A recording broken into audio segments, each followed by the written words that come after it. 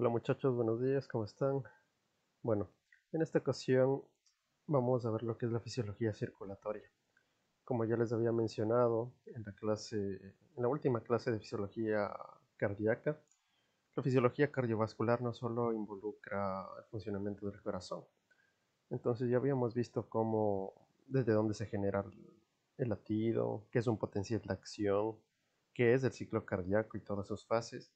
Y ahora, una vez expulsada esa sangre a la circulación sistémica, vamos a ver cómo actúa, cómo llega esta sangre hacia las diferentes partes de nuestro cuerpo. Entonces, comencemos. Como generalidades, tenemos que saber que la función del sistema circulatorio es la de transportar nutrientes hacia todos los tejidos y también la de transportar productos de desecho. ¿Cuáles nutrientes? Pues principalmente sería el oxígeno, ¿no? Ya que una vez que la sangre va hacia los pulmones, esta después llega hacia el aurículo izquierdo, ventrículo izquierdo, llega expulsada, tiene que ir hacia todos los tejidos para aportar lo que es el oxígeno. Y una vez cada uno de estos tejidos, ya sean órganos, células, lo utilizan, pues desechan productos de desecho, que sería el CO2 y nuevamente mediante las venas llegar al corazón y oxigenarse nuevamente. Y así es un ciclo que dura toda nuestra vida. También la de transportar hormonas. Si bien eso lo verán cómo se producen cada hormona en las diferentes glándulas, como por ejemplo la tiroides, las glándulas suprarrenales, el páncreas. Todas estas lanzan sus hormonas hacia la sangre. Entonces estas tienen que ir a diferentes partes del, del cuerpo, ¿no? Y también es importante decir que el flujo sanguíneo se controla en respuesta a la necesidad de nutrientes. Es decir, no es lo mismo el flujo sanguíneo cuando estamos en reposo, sentados, acostados, que cuando estamos haciendo una actividad física. Entonces, bueno, esto ya les he mencionado muchas veces, pero es importante recalcarlo. Tenemos dos tipos de circulación, ¿no? Una circulación sistémica o circulación mayor, que esta básicamente aporta sangre a todos los tejidos, y la circulación menor, o también conocida como circulación pulmonar, que esta aporta sangre a los pulmones para su oxigenación. Entonces, ¿cuáles son los componentes funcionales de la circulación? ¿Qué lo compone? Si es que vamos desde en tamaño desde mayor a menor, vamos con las arterias. Las arterias, su característica es que tienen paredes fuertes y el flujo de sangre en ellas de la velocidad es alto. No me voy a detener con respecto a qué compone cada arteria, como ya habíamos visto en la clase de histología en este canal mismo. Hay, hay, hay un video subido en el cual pueden ver los tipos de arterias, los tipos de venas y qué compone cada uno de sus túnicas, ¿ok? Entonces, después de las arterias tenemos las arteriolas, que estas son las últimas ramas del sistema arterial. Estas controlan el flujo sanguíneo. Tienen paredes musculares en las cuales se pueden abrir o cerrar, así controlan este flujo. Después vienen los capilares, que la principal función de esos capilares es la de intercambio de sustancias, ya sea hormonas, nutrientes, electrolitos, etcétera. Después ya viene el sistema venoso con las vénulas, que su función es la de recoger sangre de los capilares y estas vénulas se van a reunir formando ya las venas. Las venas son un conducto de transporte de sangre no oxigenada, como les mencioné, una vez que los órganos, los tejidos usan esta sangre rica en oxígeno, pues eh, se convierte en sangre no oxigenada. Entonces sirven como un conducto de transporte en el cual lo llevan nuevamente a través de las venas cavas hacia el corazón para su oxigenación. Pero también sirven como reservorios de sangre. Esto ya lo veremos más adelante, pero las venas tienen una principal importancia, por lo menos en cuanto a lo que es algunas enfermedades, como es la insuficiencia venosa, que bueno, ya lo veremos más adelante. Entonces, ¿cuál es el porcentaje que hay en cada una de estas circulaciones? En la circulación sistémica, o sea, la circulación que va del ventrículo izquierdo hacia todo el cuerpo, tiene el 84% de todo el volumen de sangre. Entonces, de ese 84%, el 64% está en las venas, el 13% en las arterias y el 7% en las arteriolas capilares. Por eso decimos que las venas también funcionan como un reservorio de sangre. Miren como la cantidad de sangre que hay aquí en las venas con respecto a las arterias, que solo es del 13%. Entonces, si el 84% está en la circulación sistémica, ¿dónde estará el 16% restante? Pues estará en la circulación pulmonar. Entonces, de ese 16% de la circulación pulmonar, el 7% estará solo en el corazón y un poquito más, el 9% en los pulmones. Ok, algo más que nos dice el Guyton es las superficies transversales y las velocidades del flujo. ¿Qué es una superficie transversal? La superficie transversal es de esa zona en la cual si nosotros hiciésemos un corte en un vaso sanguíneo, aquí en, por ejemplo, de una arteria, atraviesa la luz del vaso sanguíneo. Hay que mencionar que la superficie transversal de las venas es mucho mayor que de las arterias. Sin embargo, debe pasar el mismo flujo de sangre en cada segmento, ya sea de arterias o de venas, o sea, en cada segmento de la circulación.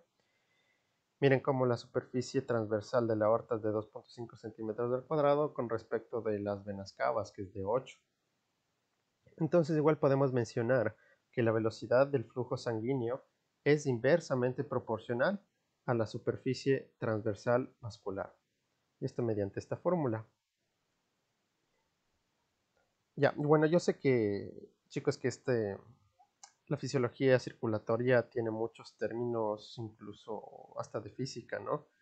Al momento que uno lee el libro al principio como que le cuesta entenderle, pero bueno, yo les voy a dar lo mayormente resumido y entendible posible y que tenga un uso principalmente en medicina.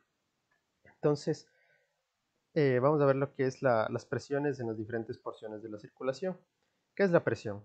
La presión es esa fuerza ejercida sobre la sangre dentro de la pared del vaso, ya sea una arteria o una vena. Entonces, la presión en los capilares sistémicos es de 35 milímetros de mercurio, pero en los extremos eh, arteriales. Y en el extremo venoso va a ser de 10 milímetros de mercurio. Entonces, si es que hacemos una presión media es de 17 milímetros de mercurio. En cambio, en la circulación pulmonar, la presión sistólica es de 25 milímetros de mercurio y la diastólica de 8 milímetros de mercurio. Entonces, así dando una presión pulmonar media de 16 milímetros de mercurio. Entonces, si es que vemos la aorta tiene una presión media de 100 milímetros de mercurio. Pero cuando este es pulsátil, es decir, cuando hay una sístole, eh, tenemos una presión de 120 milímetros de mercurio. Y en la diástole, cuando hay una relajación del corazón, la presión baja a 80 milímetros de mercurio. Entonces, ¿se les hace conocidos estos valores? Pues sí, porque nosotros, bueno, ya lo sabrán cuando vayan más a centros de salud, hospitales, y les pregunten cuál es la presión normal. Pues bueno, la presión normal es de menor de 120-80. Ya a partir de este rango 120-80, si es que está más elevado de este valor, pues ya tendríamos que hablar de, de otras cosas, ¿no? Pero bueno, cuando veamos hipertensión arterial, ya abarcaremos ese tema. Y es importante que la presión sistémica, pues consideramos la presión del aurícula derecho. ¿Por qué? Porque recuerden que toda la sangre recogida por las venas cavas, tanto inferior como superior, llega a la aurícula derecha. Y pues esta cae paulatinamente hasta llegar incluso a un valor de 0. Entonces, ¿cuáles son los principios básicos de la circulación sanguínea? Existen tres principios básicos, en el cual el primero es que el flujo sanguíneo prácticamente todos los tejidos, está controlado según la necesidad de ese tejido. O sea, cada tejido va a requerir más o menos sangre según la situación, como les había mencionado. No es lo mismo el flujo sanguíneo que requerirá un músculo de sus pantorrillas cuando están sentados, acostados, que cuando están en una maratón. Entonces, cuando sucede esto, habrá una vasodilatación en la cual aumentará el flujo sanguíneo. De hecho, se menciona que se puede aumentar hasta unas 20 o 30 veces el flujo sanguíneo. Y también recuerden que a mayor dióxido de carbono, mayor vasodilatación. Y esto igual tiene sentido con la fisiología del ejercicio, porque ustedes al hacer alguna actividad física están produciendo productos de desecho. Uno de esos es el CO2. Y a mayor CO2, pues mayor vasodilatación local. Entonces, igualmente, esto no solo involucra en el ejercicio, ¿no? También puede aumentar las necesidades, por ejemplo, en el riñón. Recuerden que la principal función del riñón es la de formar orina. Por ejemplo, en el cerebro, cuando ustedes están estudiando fisiología y no lo entienden, pues están aumentando la necesidad metabólica de dicho tejido, entonces aumentará también la circulación hacia ese tejido o hacia ese órgano. El segundo principio es el que el gasto cardíaco es la suma de todos los flujos locales en los tejidos. Básicamente el mecanismo de Frank Starling que ya lo habíamos visto. Entonces, a medida que mayor flujo recibe el corazón, este mayormente se tendrá una distensibilidad. Entonces, expulsará más sangre. Es decir, a mayor sangre eh, que le llega al corazón, o a mayor retorno venoso, mayor será la sangre expulsada. Ese es el segundo principio de la circulación. Y el tercero es que la regulación de la presión arterial es independiente del control del flujo sanguíneo local o del control del gasto cardíaco. O sea, ¿qué quiere decir esto, chicos? Que en caso de tener una presión, digamos que baje de 100 milímetros de mercurio, se darán una serie de descargas, impulsos nerviosos, en las cuales el cuerpo va a tratar de producir, uno, un aumento de la fuerza del bombeo, dos, una contracción de los reservorios venosos y tres, una contracción de las arteriolas. Todos estos tres aspectos es para aumentar la presión arterial. Es uno de hecho de los mecanismos cuando alguien tiene un shock hipovolémico. Cuando ustedes ven a un paciente que le dispararon, le apuñalaron, está perdiendo sangre, pues el cuerpo de esa persona lo que hace es esta serie de mecanismos compensatorios para que esa persona pues no fallezca, con el fin de aumentar la presión arterial. Entonces, ¿cuáles son las interrelaciones entre la presión, el flujo y la resistencia? El flujo sanguíneo que atraviesa un vaso sanguíneo está determinado por dos factores. Uno, por el gradiente de presión y dos, por la resistencia vascular. ¿Qué es el gradiente de presión? Pues es esa diferencia de presión de la sangre tanto en un extremo como en el otro de un vaso.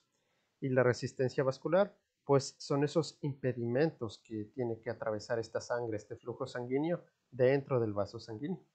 Entonces, en este gráfico que nos pone el Guyton, tenemos que P1 es la presión del origen del vaso y P2 pues la presión en el otro extremo. Y la resistencia es, bueno, es como les digo, todo eso que hay dentro del vaso sanguíneo o en la pared que genera una, un impedimento al flujo de sangre. Por ejemplo, puede ser una placa de grasa. El flujo sanguíneo en el vaso se puede calcular con la ley de Ohm. Esta ley de Ohm es, es una fórmula en la cual nos quiere decir que el flujo sanguíneo es igual a esa diferencia de presión entre los dos extremos del vaso sanguíneo si esta se la divide para la resistencia. Entonces, ¿qué es el flujo sanguíneo? El flujo sanguíneo es esa cantidad de sangre que atraviesa un punto dado de la circulación y en un periodo de tiempo determinado. Si es que no, generalmente, bueno, no generalmente, mejor dicho, el flujo del sanguíneo de un adulto en reposo es de 5 mililitros o de 5 litros. Y hay dos tipos de flujo, chicos, lo que es el flujo laminar y el flujo turbulento, que lo vamos a ver a continuación. Entonces, el flujo laminar es ese flujo en el cual no hay interrupciones, como miren en este gráfico, en el cual el flujo viaja en una forma aerodinámica, es decir, en una forma recta. Y miren ustedes cómo las flechas de aquí representan cómo la velocidad en el centro es mayor que en la de en la que está adherida a a la superficie del endotelio, ¿no? Del vaso sanguíneo. ¿Por qué? Pues porque recuerden que aquí la sangre que va junto al vaso sanguíneo eh, pasa a través de estas células endoteliales, a través de diferentes sustancias, en la cual permite que este flujo vaya un poco más lento, no, no como en el centro del vaso. ¿Y qué es el flujo turbulento? Eh, Cuando existe un flujo sanguíneo demasiado grande o atraviesa una obstrucción, como les mencioné, o un cambio brusco en el diámetro, o por la misma viscosidad de la sangre, si la sangre es más viscosa de lo normal, pues el flujo será desordenado, el flujo será turbulento, como el mismo nombre lo dice, flujo turbulento. Es decir, en lugar de ser aerodinámico en una dirección rectilínea, pues será más caótica, ¿no? Formando corrientes de torbellino. ¿Qué es la resistencia? La resistencia es ese impedimento que ejerce un vaso sanguíneo ante el flujo, como les mencioné anteriormente. Cualquiera sea sea una placa, sea incluso el tipo de flujo, ya que si no va a ser misma la resistencia en un flujo laminar eh, que en un flujo turbulento, ¿no? Entonces, también recuerden que a mayor diámetro del vaso, menor será la resistencia que exista en este vaso. Ya lo explicaremos esto mejor más adelante.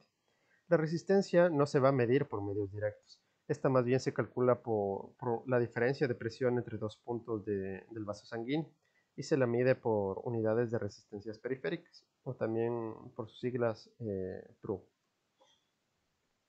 Entonces, los cambios en el diámetro de un vaso va a cambiar mucho la conductancia. Entonces dirán, pero doctor, ¿qué es la conductancia? La conductancia es esa medición del flujo de sangre que pasa a través de un vaso sanguíneo para dar así una diferencia de presión, provocando así unos cambios muy importantes en lo que es la capacidad de conducir a la sangre. De hecho, los 2/3 de la resistencia de todo el cuerpo al flujo sanguíneo se debe a la resistencia de las arteriolas, en las pequeñas arteriolas. Entonces, podemos ver cómo los diámetros pueden incrementar hasta 4 veces su tamaño normal, aumentando así el flujo hasta 256 veces más, en algo conocido como ley de la cuarta potencia. Por ejemplo, aquí 1 por 4, 4. 4 por 4, 16. 16 por 16, 256.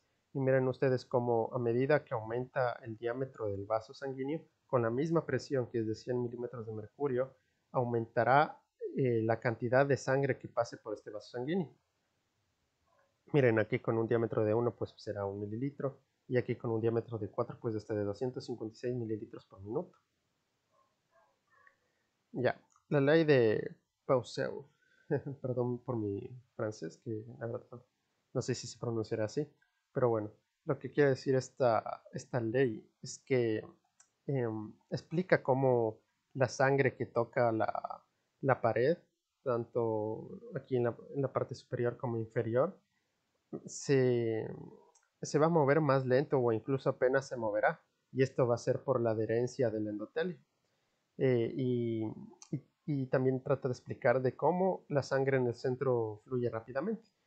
Como ustedes pueden ver aquí, es todo lleno de fórmulas, ¿no? O sea, de hecho, esto ni siquiera, digamos, lo tendría que saber un médico, o sea, digamos, las fórmulas y todo eso, sino más bien lo que yo quiero que ustedes entiendan es que esta ley explica cómo, cómo funciona un flujo laminar, o sea, por qué dentro de un vaso sanguíneo, en su parte media, la sangre fluye más rápidamente que en sus extremos que están adheridos al endotelio. Y también esta ley lo que explica es cómo un vaso pequeño, eh, en la sangre que pasa a través de un vaso pequeño, pues no hay un chorro central, a diferencia de un vaso grande. Es decir, en un vaso grande siempre habrá ese chorro central que vaya con rapidez, a diferencia de un vaso pequeño. ¿Por qué? Porque en el vaso pequeño, pues toda su sangre prácticamente estará cerca del endotelio, pasando cerca del endotelio. Entonces, el endotelio, por todas sus moléculas, por todas sus células endoteliales, pues hará que la sangre pase más lentamente. Eso es lo que quiero que entiendan con esta ley. Ahora vamos a ver lo que es la viscosidad y el hematocrito sobre la resistencia y el flujo. Tienen que saber, chicos, que a mayor viscosidad, menor será el flujo en la sangre, porque no es lo mismo la sangre, digamos, del agua, que ustedes pueden ver que fluye libremente, que la sangre del aceite, digamos. Entonces, asimismo, la sangre es 3 veces más viscosa que el agua. ¿Y por qué es esto? Pues porque la sangre contiene gran número de células, especialmente eritrocitos. Cuando, si es que ustedes ya están en hematología, ya están estudiando fisiología de, de la sangre, se darán cuenta que la sangre no es solo un líquido rojo que fluye por nuestro cuerpo. La sangre contiene muchísimas células, dentro de ellas las principales pues son los eritrocitos, que su función es la de transportar el oxígeno en la sangre mediante la hemoglobina, pero asimismo también la sangre tiene una función inmunológica importantísima, ya que a través de la sangre circula en todo nuestro cuerpo los leucocitos, que son las células que nos protegen de diferentes infecciones. Asimismo, hay muchísimas otras células más, que como les digo, eso verán cuando estudien hematología, pero también, digamos, hay plaquetas que tienen una función en la coagulación, en el tapón del coágulo sanguíneo en nuestra sangre. ¿Ok? Entonces, lo que sí nos explica el Guyton y nos repercute a nosotros hablar dentro de la fisiología circulatoria es lo que es el hematocrito. Entonces, ¿qué es el hematocrito? Ustedes cuando aprendan a interpretar lo que es las biometrías hemáticas van a ver ahí 3 letras, la H, la C, la T y la O, pues eso es el hematocrito. Y entonces, ¿el hematocrito qué es? Pues es esa proporción de la sangre que está compuesta por células, o sea, por eritrocitos. Eh, entonces podemos decir que si una persona tiene un hematocrito del 40%, significa que ese 40% tiene células y el resto, o sea, el 60%, es plasma, o sea, es líquido. El hematocrito normal de los hombres, pues bueno, va a variar un poco dependiendo del laboratorio, pero oscila entre un 42% de los hombres y las mujeres tienen un poco menos, con un 38%. Y fíjense en esta gráfica, lo que nos quiere decir es cómo la viscosidad del plasma y del agua pues prácticamente es lo mismo, porque el plasma es eso, es agua, pero en la sangre, a medida que aumenta el hematocrito, miren, en este horizontal, a medida que aumenta el hematocrito, aumentará la viscosidad de la sangre.